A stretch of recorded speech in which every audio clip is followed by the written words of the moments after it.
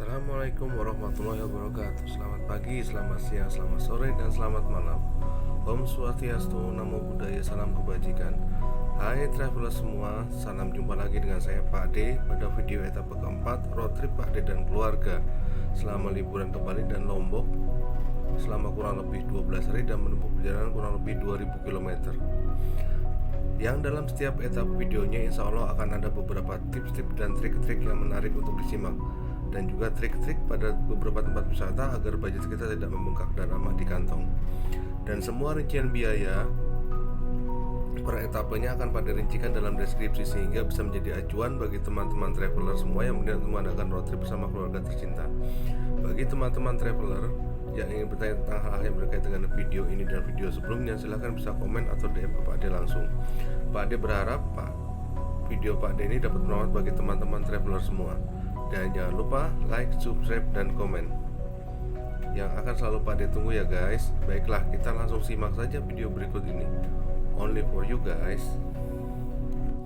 Pada video etapa keempat ini, Pak Ade khususkan untuk destinasi wisata pertama kita di Pulau Dewata, yaitu sebuah desa yang sampai sekarang misterinya belum bisa dijelaskan secara ilmiah dan sangat mengundang rasa penasaran Pak Ade dan keluarga, karena dari sejak tahun 2004 sebenarnya Pak Ade sangat ingin mengunjungi tempat ini dikarenakan karena keunikan tempat dan keindahan alamnya, dengan maksud agar kita lebih mengenal budaya Indonesia yang beraneka ragam serta lebih meningkatkan rasa syukur dan rasa iman kita kepada Sang Maha Pencipta.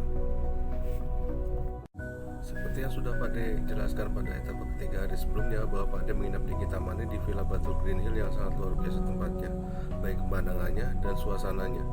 Cuma sekedar info saja ya guys, jangan kaget kalau menginap di hotel atau villa di sekitar Kintamani karena sebersih apapun akomodasi di tempat ini. Tetapi di semua tempat di sini banyak berkerumun lalat hijau yang ukurannya besar-besar, karena mungkin waktu kecil sini dikasih ASI pada waktu bayi. Jadi jangan kaget ya guys. Setelah berpamitan kepada pemilik villa Belinengah dengan diantar pegawainya, Pak Ade dan tim pun melanjutkan perjalanan ke destinasi wisatanya, yaitu Desa Trunyan. Yang pada hari sebelumnya Pak Ade sudah minta tolong kepada Belinengah untuk arrange destinasi wisata Desa Trunyan tersebut, yang sebenarnya di Traveloka pun ada paket wisata untuk Desa Trunyan ini dengan harga 150.000 per orang. Tetapi di Traveloka waktunya sudah ditentukan secara signifikan sehingga Pak Ade yang masih belum bisa menentukan jam untuk wisatanya harus cari paket wisata sendiri. Dan alhamdulillah Belinengah bisa untuk arrange wisata untuk Desa Trunyan ini, karena kebetulan kakak iparnya adalah yang punya perahu di sekitar Desa Trunyan ini. Paket wisata Desa Trunyan dari Belinengah ini dipatok di harga Rp700.000 per perahu yang bisa diisi maksimal 8 orang dengan aman. Kurang lebih sama dengan Traveloka kalau dihitung dengan jumlah anggota tim Pak D.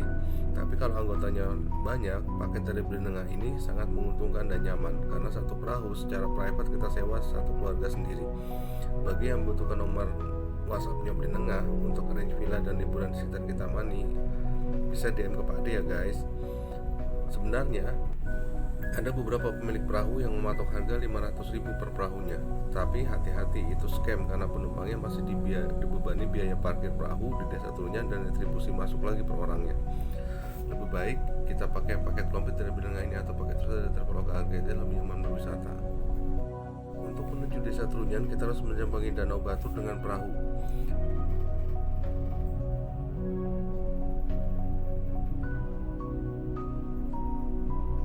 Perahu ini setelah kita parkir kendaraan kita di tempat parkir wisata ini, kita akan melewati jembatan apung yang berupa bambu-bambu yang bisa teman-teman lihat dalam video ini ya guys. Jembatan ini akan berupa bambu-bambu yang diikat yang memang tidak seindah jembatan yang memuati Pak Ade dan Bude. Yang menarik dari pengalaman baru ini adalah pengalaman yang sangat excited buat Pak Ade dan tim, karena menyeberangi sungai yang dikelilingi oleh pemandangan indah bukit-bukit gunung batu adalah suatu yang menyenangkan dan menenangkan dan menyenangkan, serta menambah rasa syukur kita dengan melihat keindahan alam yang diciptakan oleh Sang Maha Pencipta. Menyeberang di jembatan bambu ini agak menegangkan juga sih pengalamannya buat sebagian tim Pak Ade, tapi ini adalah petualangan dan pengalaman yang mereka tidak bisa lupakan. Sebelum naik perahu, setelah naik perahu dan sebelum kita mulai jalan, kita diwajibkan untuk menangkap pelampung atau life jacket terlebih dahulu untuk safety buat kita, dan selalu kenakan life jacket dengan benar sehingga kita lebih aman dalam perjalanan trip dengan perahu di Danau Batur ini. Jangan dilanggar ya guys. selain ini ketentuan dari Dinas Pariwisata Bali sendiri, ini juga demi keamanan kita sendiri, toh kita cuma tinggal pakai saja. Pak D juga agak surprise ketika diwajibkan mengenakan life jacket atau pelampung dari sini. Dari sini Pak D lebih paham bahwa Dinas Pariwisata di Bali ini benar-benar serius dalam mengelola pariwisatanya. Sampai rinciannya pun diperhatikan secara mendetil. Sebelum ke Desa Trunyan, perahu akan diarahkan menuju patung besar yang ada di pulau tersebut. Seperti ada di video ini, Pak D dan tim tidak turun ke pulau yang ada patungnya karena mengingat perhitungan waktu untuk ke tempat wisata berikutnya di Tabanan. Setelah puas melihat dan foto dengan patung tersebut, Pak D pun melanjutkan perjalanan ke tujuan utama Desa Trunyan.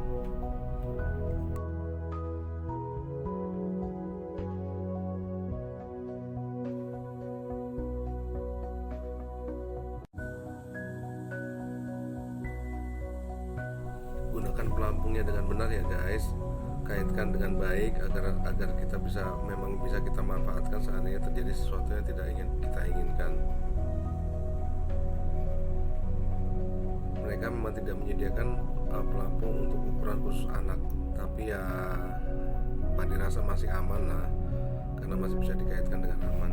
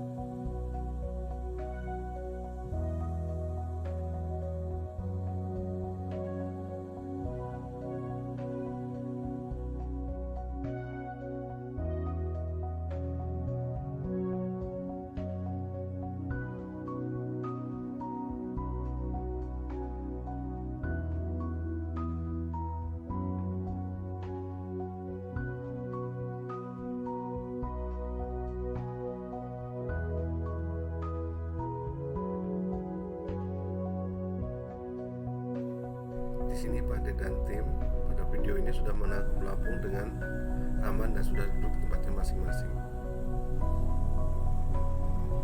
Mari kita mulai perjalanan. Lihatlah guys betapa indah dan menakjubkan pemandangan di sini.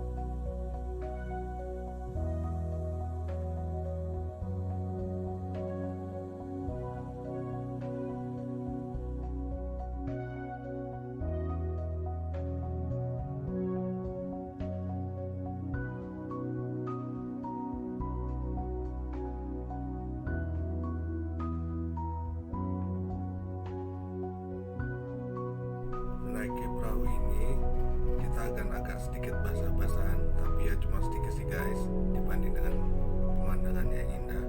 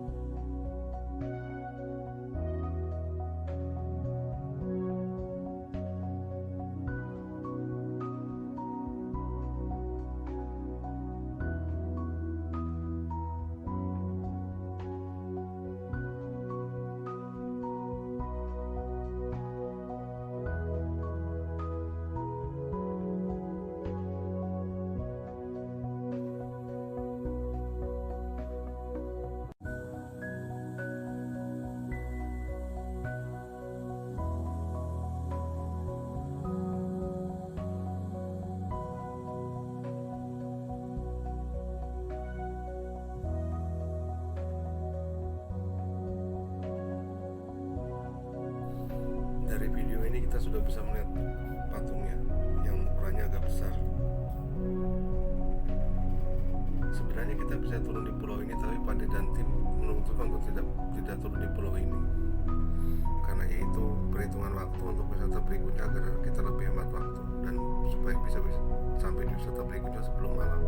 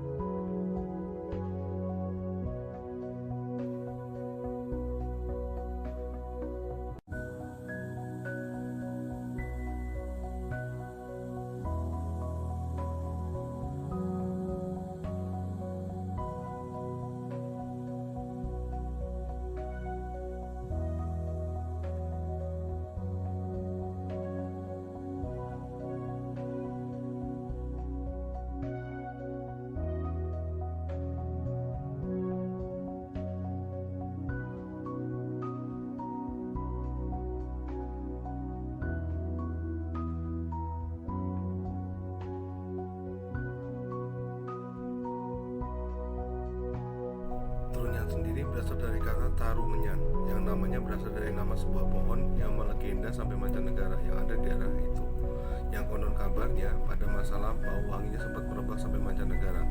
Untuk cerita lebih lengkapnya bisa teman-teman cari di Google ya guys. Keunikan desa Trunyan ini adalah terletak pada kuburan Trunyan yang ketika beberapa penduduknya meninggal, mereka tidak membakarnya pada upacara ngaben atau mengumpulkan selayaknya jenazah pada umumnya. Masyarakat di desa itu hanya menaruhnya saja di kuburan terbuka, dalam artian jenazah yang sudah mati ini hanya dibiarkan di luar saja tanpa menutupnya dengan tanah ataupun membakarnya. Akhirnya setelah berjalan beberapa menit kita sampai juga di jembatan untuk perahu bersandar di desa Trunyan tersebut. Kita lanjut ya guys. Cerita yang Pade dapatkan dari juru kuncinya, pada masa lampau mayat yang tidak dikuburkan di desa ini dimasukkan untuk menyamarkan harum wangi pohon Tarumenyan tersebut yang semerbak sampai mancanegara, yang pada saat itu dapat mengganggu keamanan dan kenyamanan masyarakat desa tersebut. Yang menariknya daerah tersebut adalah kita tidak akan mencium bau busuk mayat atau melihat satupun lalat atau belatung yang keluar dari mayat tersebut, walaupun mayat tersebut tidak dimumikan atau dikuburkan. Kata juru kuncinya, itulah kelebihan yang dimiliki pohon Tarumenyan tersebut. Tapi yang mengherankan, di luar dari kuburan Trunyan tersebut, jumlah populasi lalat meningkat pesat. Kalau menurut Pade, mungkin lalatnya di situ nggak mengikuti program KB, jadi anaknya banyak. Akhirnya Pade dan tim turun, dan kita berfoto-foto di sini, dan ada beberapa foto yang Pade dan tim berfoto di sekitar pohon tersebut. Itulah pohon yang dinamakan pohon Tarumenyan. Menurut juru kuncinya, ternyata tidak semua yang meninggal akan ditaruh di sini. hanya pemuka agama atau tokoh masyarakat atau gadis perawan atau orang yang dianggap suci saja jenazahnya ditaruh di sini. Sedangkan masyarakat umumnya di desa tersebut, jenazahnya akan dikubur secara umum ataupun dibakar dengan upacara ngaben. Upacara adat seperti upacara ngaben tetap dilakukan sebelum jenazahnya ditaruh di sini. Menurut penjelasan juru kunci, jenazah yang ditaruh secara terbuka di sini pun jumlahnya tetap. Pak D lupa berapa jumlah yang diinfokan. Maklum anak muda yang banyak lupanya. Jadi kalau ada jenazahnya yang tinggal tulangnya saja, maka tengkorak kepalanya akan ditaruh di tempat yang sudah ada seperti pada gambar dan video ini, dan bagian tulang yang lain akan dibakar atau dikuburkan di tempat lain secara layak dengan upacara adat juga. Seingat Pak D itu yang dikatakan juru kunci di situ. Tapi kalau Pak D salah, silahkan dikoreksi dengan komen di bawah.